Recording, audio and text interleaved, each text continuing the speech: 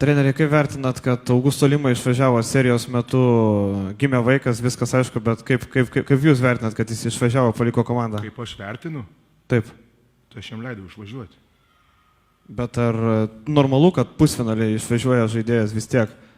O tu turi vaikų. Tai kaip turėsi vaikų, jaunuolį suprasi.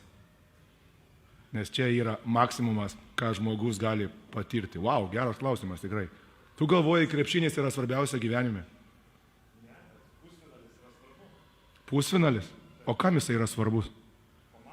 Kuriai? Tu matei kiek žiūrovų? Svarbu?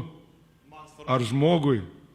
Tai tu kaip vaiką pirmą savo pamatysi, tai tu suprasi, kas yra gyvenime svarbiausia. Ateik su manim pašnekėti tada. Nes nieko negali būti didingesnio pasaulyje kaip vaiko gimimas. Patikėk manim. Nei titulai, nei niekas. Augusto Lima yra dabar padangėse ant emocijų. Aš labai džiaugiuosi už jį.